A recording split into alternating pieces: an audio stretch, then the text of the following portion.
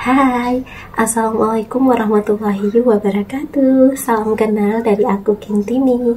Udah lama banget nih aku nggak bikin konten di sini. Kalau banyak suka, banyak yang komen, like and share. Nanti aku bakal lanjut ya bikin kontennya di sini. Sebelum lanjut, jangan lupa like, comment, share, and subscribe. Oke, kali ini aku bakal bacakan novel yang temanya nggak lagi cinta-cintaan atau romance ya.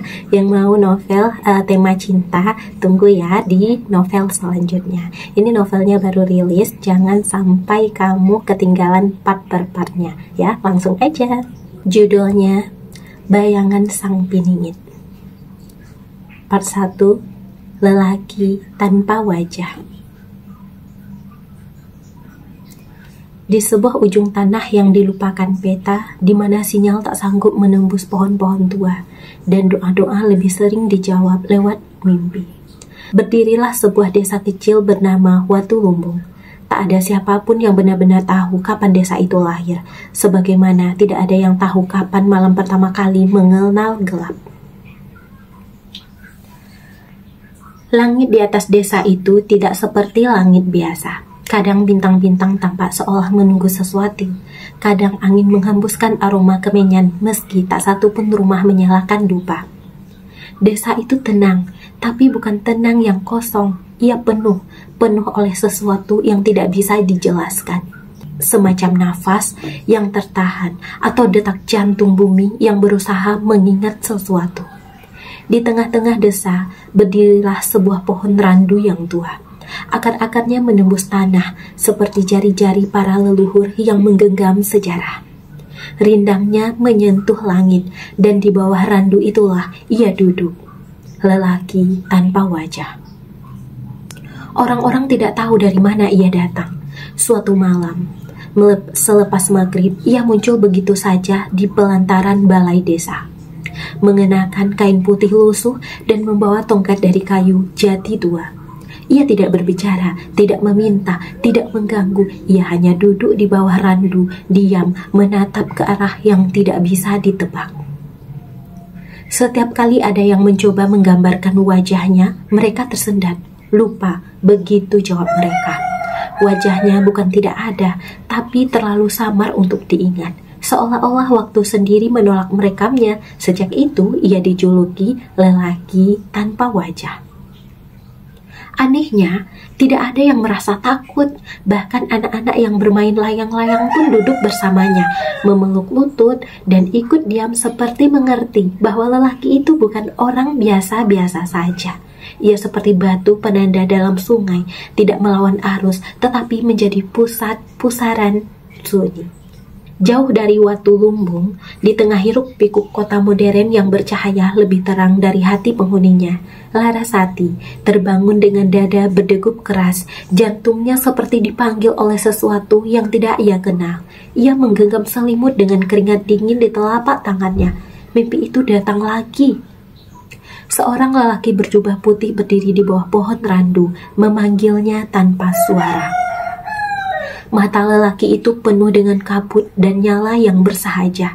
Ia tidak berkata apapun, tetapi Larasati merasa seolah hatinya disentuh oleh sesuatu yang lebih dalam dari kata-kata. Aku menunggumu di antara dunia yang patah dan dunia yang akan disatukan kembali. Begitu katanya, tanpa suara namun menggema dalam tulang-tulangnya. Larasati duduk di ranjang. Ia bukan peramal, bukan pula spiritualis. Ia hanya penulis, pecinta kesepian, penyusun kata dari luka dan tanya. Tapi mimpi itu bukan sekedar mimpi. Ia tahu itu undangan, pintu yang menunggu dibuka. Sebuah arah yang tak bisa dijelaskan oleh Google Map atau rambu-rambu dunia. Ia pun mengambil buku catatannya dan menulis. Ada sesuatu yang sedang bangkit dari tidur panjangnya. Ia tidak bersuara, tetapi seluruh tubuhku mendengarkannya. Di puncak gunung yang ditutup kabut sejak pagi, seorang kakek buta membuka lontar kuno. Ia bukan dukun, bukan pula guru, tetapi penjaga sunyi dari padepokan yang nyaris dilupakan. Jarinya menyusuri huruf-huruf kuno dengan pelan, seolah membaca nafas dari masa lalu. Malam itu, angin membawakan suara yang hanya ia dengarkan. Waktunya sudah dekat. Yang lama akan dibuka, yang terlupakan akan bangkit. Ia membaca ulang ramalan dari zaman yang bahkan sejarah pun enggan mencatatnya. Akan datang sang bayang piningin, bukan untuk diagungkan, tetapi untuk menggugah. Ia bukan raja, bukan nabi, bukan dewa. Ia hanya cermin bagi manusia yang telah lupa wajah jiwanya sendiri. Kakek itu menutup lontar, ia tersenyum getir.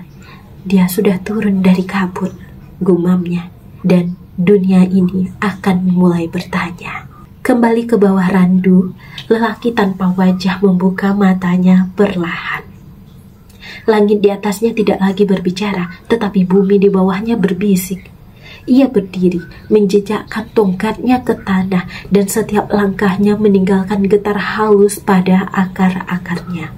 Ia berjalan, bukan menuju rumah atau hutan, tetapi ke arah yang tidak bisa ditunjukkan kompas. Setiap tapaknya seolah membelah ruang waktu, menyatukan bayang-bayang kerajaan yang hilang dan kota yang terlampau sibuk untuk mengingat dirinya. Sudah waktunya, bisiknya. Tanah ini memanggil, bukan aku yang datang, aku hanya menjawab. Di kamar sempit dengan cahaya lampu meja, Larasati kembali membuka laptop. Tangannya mengetik pelan seperti dirasuki. Aku menulis bukan karena ingin dikenang.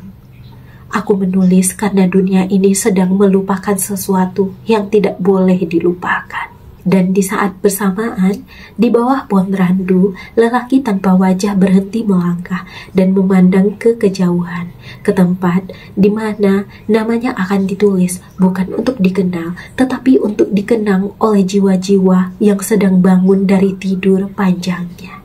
Oke, sekian dulu bayangan sang piningin part 1-nya. Kamu penasaran? Jangan lupa like, comment, share, and subscribe channel Kim Timi. Terima kasih. Untuk ciwi-ciwi yang mau samaan hijabnya, kamu bisa klik di keranjangnya. Ini untuk bahannya benar-benar adem, menyerap keringat, lembut, mudah diatur ya. Untuk ala-ala jilbab meloyot pun juga bisa ya. Mau samaan langsung aja kamu ambil di keranjang. Terima kasih. Aku izin pamit dulu ya. Assalamualaikum.